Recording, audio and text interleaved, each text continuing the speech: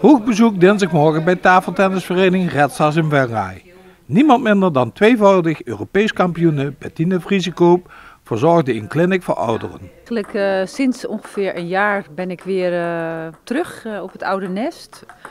Omdat eigenlijk kwam het doordat de vereniging in Amsterdam, waar ik altijd heb gespeeld, het Tempo Team, een splinternieuwe zaal kreeg. En toen ben ik daar gaan kijken en toen ben ik daar weer begonnen met training geven. Op een gegeven moment werd ik ook benaderd om een pupil privé te begeleiden. En ja, zo rolde ik een beetje in en toen kwam het idee om iets voor de bond te gaan doen. Eigenlijk voor de doelgroep die mij nog kent van vroeger.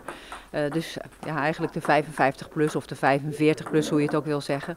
En toen kwam het idee om deze groep op de een of andere manier te benaderen. En om door het hele land clinics te gaan geven. Om te zorgen dat mensen van zo rond de 50 die wat meer tijd hebben en ook overdag vrije tijd hebben. Om die te mobiliseren en weer achter de tafel te krijgen. En eigenlijk ook als binding van de vereniging en als een soort basis voor de vereniging. Want ja, om een soort familiegevoel te creëren, waardoor ook juist weer jeugd naar de tafeltennisclub gaat komen. Na een jarenlange afwezigheid is de inmiddels 57-jarige Vriesekoop teruggekeerd in de tafeltennissport. Nou, ik ga eerst een presentatie doen, eigenlijk iets vertellen over mijn carrière en over hoe je als beginner, zal ik maar zeggen, op een goede manier achter de tafel kan staan. Dus eigenlijk de basisdingetjes en ook, ik ga ook iets vertellen over mijn carrière en over mijn ervaringen. En dan ga ik de mensen uitnodigen achter de tafel. Eerst een beetje vertrouwd maken met het bedje en de bal. Een beetje contact daarmee maken en dan vervolgens een uur een clinic geven, dus een uur een training. Na een glanzende carrière met tal van titels, sportieve hoogtepunten en een voortdurende strijd met vooral Aziatische opponenten, geeft Vriesekoop nu clinics om haar passie voor de tafeltennissport over te brengen. Het is een individuele sport, maar tegelijkertijd kun je ook verbinden met elkaar. En het is natuurlijk niet zo blessuregevoelig, want je kunt het op elk niveau spelen. Je kunt, kijk, als ik keihard ga trainen, dan heb ik kans dat ik wel, als ik morgen opsta, dat ik pijn in mijn rug heb, omdat ik natuurlijk op topniveau gewend ben te spelen. Maar als mensen gewoon heel rustig een balletje willen slaan, dan is dat niet zo blessuregevoelig. En en je kunt eigenlijk altijd beter worden. Hè? Ook als je nu begint en je bent 50, kun je ook nog dingen bijleren.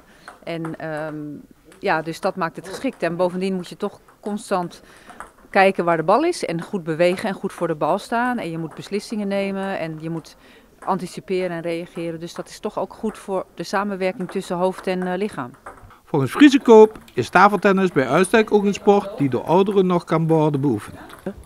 Nou, er is al onderzoek gedaan dat dansvormen en balsporten, dus eigenlijk de racketsporten, en met name de racketsporten, heel erg goed zijn voor het intact houden van het brein. En dus het fit houden van het brein op oudere leeftijd.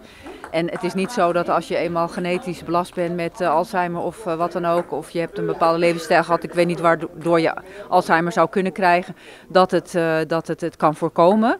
Maar misschien kan het wel zorgen dat het proces vertraagt of dat je gewoon langer fit blijft.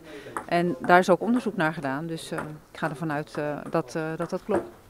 Het initiatief om Bettine Vriesekoop naar Venray te halen kwam uit de koker van Nick van Sinderen en Joop Verblakt. Beiden hadden een duidelijk doel voor ogen. Bettine die promoot het tafeltennis, het oudere tafeltennis vanuit de NTTB.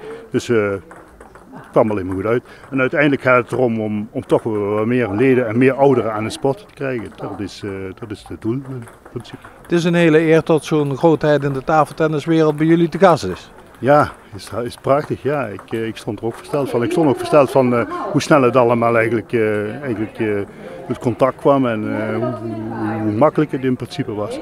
En je ziet er, het is een prachtige, ze kan prachtige verhalen vertellen. Buiten haar prestaties die ze altijd heeft geleverd. Prachtig, ja. Mooi. Tafeltennissen kun je tot op hoge leeftijd.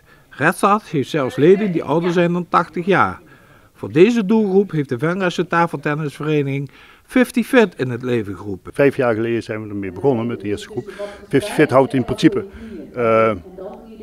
heel eenvoudig. Het is een Het is een warming-up, het is een tafeltennissen en het is een cooling down. Net als bij andere sporten. Maar het is wel heel belangrijk voor oudere mensen om dat steeds bij te houden. We doen ook heel veel balansoefeningen die ook belangrijk zijn voor je dagelijkse leven en om dat bij te houden. Hoe kunnen mensen contact krijgen met jullie of kennis maken met 50 Fit? Ja, we hebben 7 november willen we weer een nieuwe groep starten. Je kunt voor €30 kun je 6 lessen volgen. En daarna kun je zelf beslissen van wil ik verder gaan met tafeltennis of wil ik dat niet. Nou, daarbij, als je bijvoorbeeld zegt ik kan die woensdag niet, nou, we hebben een dinsdaggroep en we hebben een donderdaggroep. En wil je erbij komen, je kan altijd aansluiten. Prachtig. Ja. De tafeltennisclinic was tevens een van de activiteiten in het kader van de Week van de Dementie. De hele week door proberen we dementie in het middelpunt van de belangstelling te krijgen. Met als doel om de Venraadse gemeenschap zich ervan bewust te maken dat er heel veel mensen met dementie in onze directe omgeving wonen, werken, verblijven, winkelen, sporten zoals vandaag. Dus we proberen daar heel veel aandacht voor te genereren. Vrijdag wordt de Week van de Dementie afgesloten met een bijzondere activiteit. Vrijdagmiddag hebben we in de Schouwburg een feestelijk programma met een aantal koren. En heel bijzonder is dat de mensen die altijd het Alzheimercafé in Venray bezoeken, dat die samen een koor vormen, samen met de begeleiding van het Alzheimercafé. En die gaan optreden. Dat is uniek, dat is echt een eenmalige voorstelling in de Schouwburg. De kaarten kun je kopen via, even reclame maken, kaarten kun je kopen via de Schouwburg. Kost maar €5 inclusieve consumptie. Maar het is echt een prachtig programma. Voorzitter Mark Schapendonk van Venray Dementie Vriendelijk onderstreept nadrukkelijk het belang van de actieweek. Nou, wat er gebeurt is dat het aantal mensen met dementie in de komende jaren verdubbelt. En dat is vooral een gevolg van de vergrijzing. Maar mensen blijven ook veel langer thuis. Dus wat ik er straks al zei is dat mensen met dementie heel lang in onze omgeving blijven. In het verleden was het zo dat was er veel aandacht voor de ziekte en alles wat niet meer kon. We proberen dat accent nadrukkelijk te verleggen naar van wat kunnen mensen met dementie nou wel. En dat is heel veel. Het duurt gemiddeld 8 jaar tussen het moment van diagnose naar het eindstadium. En dat is en blijft een verdrietig moment in iemands leven die dement wordt.